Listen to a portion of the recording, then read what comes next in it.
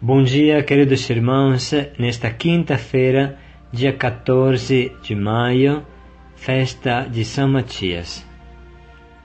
Bom dia, queridos irmãos e irmãs. Hoje meditaremos o livro do Atos dos Apóstolos, capítulo 1, versículos de 15 a 17 e do 20 ao 26. Matias, apóstolo, no lugar de Judas Iscariotes. Depois da traição de Judas, os apóstolos ficaram em 11. Como é dura a experiência da traição! Judas era um dos nossos e participava do mesmo ministério. Versículo 19. Quando o mal vem de fora, é mais fácil aceitar. Mas quando um dos nossos volta atrás, isso abala a casa inteira. Precisa ser fortes e maduros. Mesmo na igreja não faltam cristãos indignos e traidores. Compete a cada um de nós equilibrar o mal deles com o nosso testemunho fiel e transparente. Papa Bento XVI. Esse foi Matias. É isso que Jesus pede a cada um de nós. Quando alguém dos nossos cai, não deixe a dúvida e o desânimo tomar conta de você. Seja forte e corajoso, e como São Matias, trabalhe em dobro para cobrir o buraco deixado. Dos Atos dos Apóstolos. Naqueles dias, estava reunido um grupo de mais ou menos 120 pessoas. Pedro levantou-se no meio dos irmãos e disse: Irmãos, era necessário que se cumprisse o que o Espírito Santo, por meio de Davi, na Escritura, anunciou acerca de Judas, que se tornou o guia daqueles que prenderam Jesus. Ele era um dos nossos, e foi incumbido do mesmo ministério.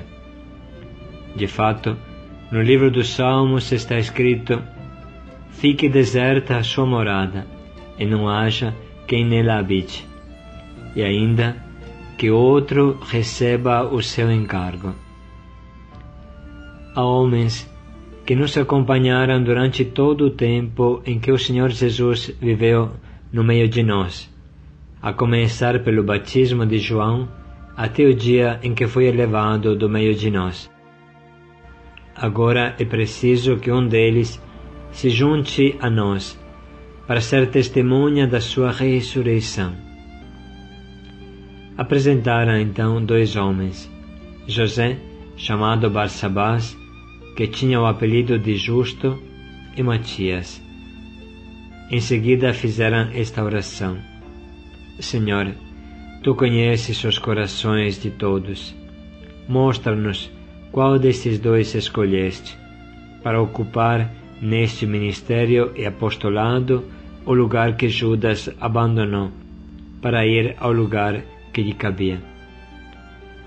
Tiraram então a sorte entre os 2. A sorte caiu em Matias, o qual foi acrescentado ao número dos 11 apóstolos.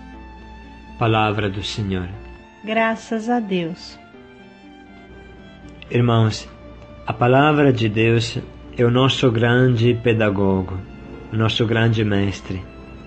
Todo dia ela nos ensina uma coisa importante e diferente.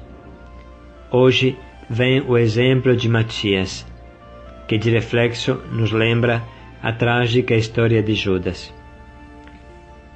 Diz o nosso Papa Bento XVI: de fato, as possibilidades de perversão do coração humano são verdadeiramente muitas. As possibilidades de perversão do coração humano são verdadeiramente muitas.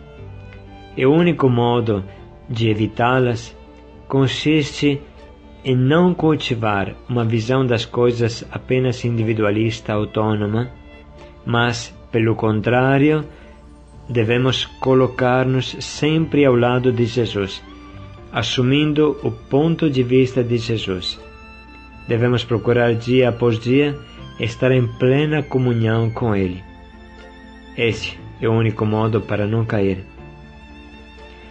Irmãos, como é amarga a traição e como nos deixa desnorteados. Se o problema vem de fora, a gente entende. Mas quando um da nossa família trai, quando um da nossa família que comeu no nosso mesmo prato trai, isso é duro demais. Os apóstolos viveram esta mesma dor. Judas era um dos nossos, incumbido do mesmo ministério. Assim fala o trecho de hoje. Se trata realmente de um mistério. Judas ficou ao lado de Jesus por 3 anos, debaixo dos olhos de Jesus por 3 anos, dia e noite. E apesar disso, virou as costas para o amor, para Jesus, entregou Jesus. Irmãos, como vivem os apóstolos esse acontecimento? Fique deserta a sua morada, que outro receba o seu encargo. Você entende, irmão? Os apóstolos não se rebaixam a sentimentos de raiva adolescencial, mas se preocupam que a missão continue, que o trabalho, o serviço, o ministério continue. Isso é muito importante. Não podemos esmorecer nem definhar por causa da traição de alguém que estava no nosso meio e se retirou. Devemos encarar com coragem essa realidade, como fala o Papa Bento XVI. Mesmo na igreja, não faltam cristãos indignos e traidores. Compete a cada um de nós equilibrar o mal deles com o nosso testemunho fiel e transparente. É isso, irmãos, que Jesus nos pede, não um infantil chorar de raiva ou um perder tempo em julgamentos e análises inúteis. O importante é cobrir o buraco deixado com o nosso esforço dobrado, com coragem e força, como São Matias, que toma o lugar de Judas e chega a dar a vida por Jesus. Não adianta esmorecer ou desistir, olhando o mau exemplo de uma pessoa que se retirou. Conhecemos bem aquele ditado africano que diz: faz mais barulho uma árvore que cai do que uma floresta que cresce. Por que se concentrar naquela única árvore que caiu e não nas milhares de plantas que silenciosamente crescem? O sonho do diabo não é derrubar uma pessoa somente, mas derrubar o grupo inteiro. Ele, portanto, usa esta estratégia. Abate um e pega os outros pelo desânimo, sobretudo os mais fracos e infantis. É fácil ficar desacreditado diante do tombo diabólico de quem ficou ao nosso lado por anos. É fácil pensar quem será o próximo e adquirir uma sorte de tremedeira interior, incerteza interior, que é uma autêntica peste. É a arma do diabo, é o desânimo. Não dá mais para acreditar em ninguém. Se o diabo consegue fazer infiltrar esta peste dentro do nosso coração, este vírus dentro do nosso coração, já tudo está voltado à destruição. Quem se une de verdade ao seu Senhor não vacila nem nesses momentos difíceis. Você lembra das palavras de São Paulo na segunda carta a Timóteo? Damas preferiu o mundo e me abandonou. Na minha primeira defesa no tribunal, todos me abandonaram. Que não lhe seja imputado. Mas o Senhor me assistiu e me revestiu de força. O Senhor me libertará. Irmãos, esta é a experiência de São Paulo, a traição não de um, mas de uma multidão. E se São Paulo tivesse desistido, onde estaríamos nós hoje? O que Deus quer de nós é o empenho pessoal, decidido até o fim, apesar de tudo e todos. Enfim, irmãos, não cabe a nós mandar ninguém para o inferno.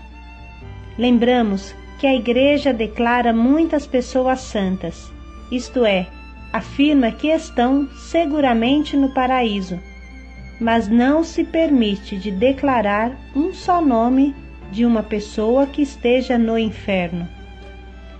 Por quanto duro e difícil, nós somos chamados a orar. Não esqueçamos que Jesus se deixou beijar por Judas e o chamou de amigo, no momento da suprema traição. Seja essa a nossa atitude. Nada de raiva infantil e egoísta. Jesus morreu por Judas também, e nós somos chamados a morrer pelos nossos Judas também. Com esta reflexão, podemos viver o nosso dia perguntando a Jesus qual é o passo interior que devemos dar de maturidade, de entrega e de amor. Paz e alegria a todos. Paz e alegria a todos.